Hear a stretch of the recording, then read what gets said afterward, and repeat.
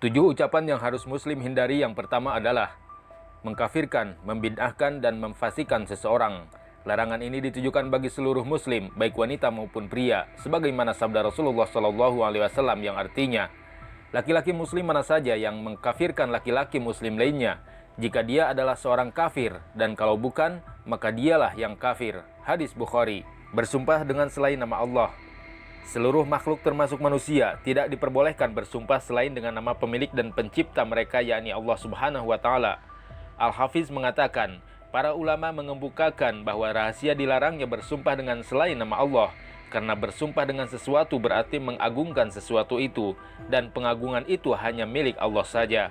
Orang yang bersumpah dengan selain nama Allah Subhanahu wa Ta'ala, maka ia telah kafir dan syirik, sesuai hadis yang diriwayatkan Sa'ad bin Ubadah, bahwasanya Ibnu Umar mendengar seorang laki-laki bersumpah dengan berkata, "Tidak, demi Ka'bah."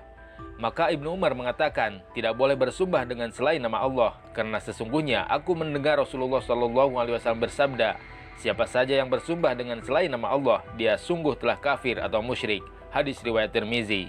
Bersumpah untuk menceraikan, seperti dengan ucapan, aku bersumpah harus menceraikan istriku, atau aku benar-benar akan melakukan hal ini, atau aku bersumpah harus menceraikan istriku 3 kali, aku tidak melakukan hal itu.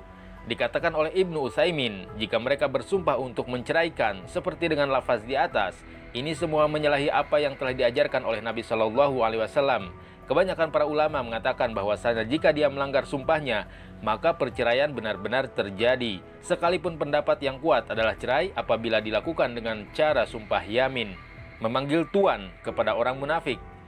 Buradah meriwayatkan bahwa Rasulullah SAW bersabda, janganlah kalian mengatakan kepada orang munafik itu tuan, karena jika dia menjadi tuan, kalian telah membuat Tuhan kalian Azza wa Jalla murka. Hadis riwayat Abu Daud. Maksudnya, membuat Allah Subhanahu wa Ta'ala murka lantaran sudah membesarkan orang munafik itu, padahal ia bukanlah orang yang berhak mendapatkan pengagungan. Ibnu Katsir berkata, janganlah kalian mengatakan kepada orang munafik dengan sebutan tuan, karena jika dia adalah tuan kalian dan dia adalah orang munafik, maka derajat kalian di bawahnya, dan hal demikian tidak diridhoi Allah Subhanahu wa Ta'ala. Mencela masa atau zaman.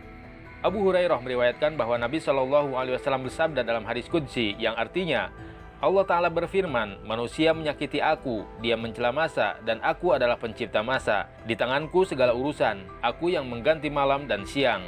Hadis riwayat Bukhari. Hadis di atas melarang muslim menghina masa, karena itu sama dengan menghina dan mencela penciptanya serta pengaturnya. Mereka dilarang supaya tidak terpeleset sehingga mencela Allah Subhanahu wa Ta'ala. Hal ini juga lantaran orang jahiliyah kala itu kerap mencela masa apabila tertimpa musibah. Adapun mengikuti kebiasaan jahiliyah tidak diperbolehkan bagi muslim. Contoh mencela masa dengan mengucapkan, betapa sialnya hari ini.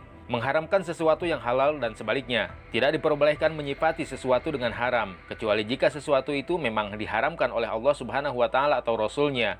Karena mengharamkan sesuatu yang tidak diharamkan adalah melanggar hak ketuhanan.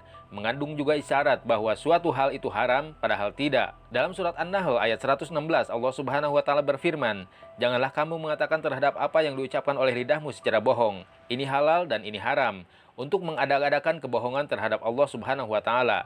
Sesungguhnya orang-orang yang mengada-adakan kebohongan terhadap Allah tidak akan beruntung. Asy-Syaukani berkata, maknanya adalah janganlah kalian mengharamkan dan menghalalkan karena ucapan yang lepas dari lisan kalian tanpa hujah atau alasan. Mengucapkan semua manusia telah binasa. Diriwayatkan oleh Abu Hurairah bahwa Rasulullah SAW bersabda, jika seorang laki-laki berkata, manusia semua telah binasa, maka dia orang yang paling binasa. Hadis riwayat Muslim. Al-Khattabi berkata, maknanya adalah seorang laki-laki senantiasa mencela orang-orang dan menyebut keburukan mereka dan mengatakan, orang-orang semua binasa, dan lain-lain. Jika dia melakukan itu, dia adalah orang yang paling binasa di antara mereka, yakni orang yang paling buruk di antara mereka, karena dosa yang dilakukannya disebabkan dia telah mencela dan menghina mereka. Bahkan itu bisa membuatnya ujub dengan dirinya dan memandang bahwa dirinya yang paling baik dari semua orang.